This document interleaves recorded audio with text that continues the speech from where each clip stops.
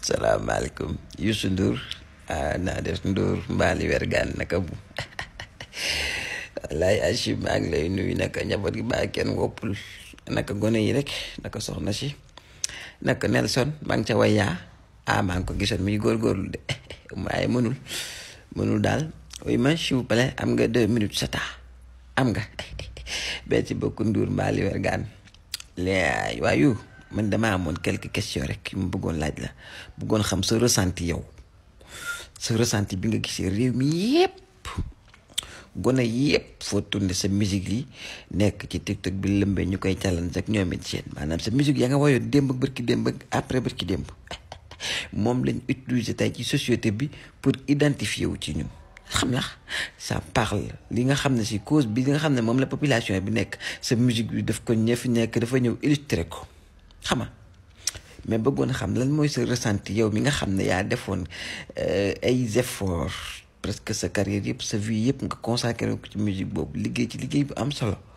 bi nga demee ba yow mënatoo identifier wu ci sa musique boobu ressenti bi laa bëggoon a xam parce que man d'une part damay qualifier li la dal de nga baal ma de lâcheté parce que boo demee ba way yoo xam ne dafa dénoncer wax ci société wax ci développement wax ci lépp yeete nangam ak nangam mais yow nga dem ba jëmmi jamono way booba way ya nga wayoon yow ñemewoo taxaw yëkkat sa loxo na lii maa ko wayoon loolu laa bëgg xam yow ban ressenti nga ci am comme si way yow moomoo ko maanaam moomatoo ko les way là ils ne vous appartiennent plus les sons que vous avez fait depuis votre carrière comme si moomatoo ko ressenti bi nag bëggoon naa ko xam man c'est-à-dire ba gis ko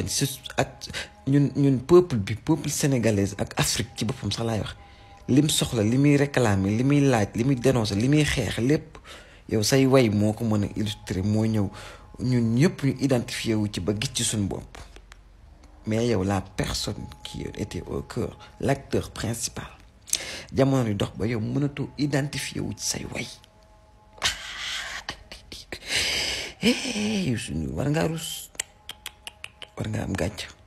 wallaay Achim war nga am gàcc Ndour mbaali wergaan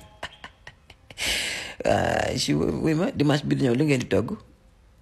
a ñamu soow ngeen di reere yéen waaw ok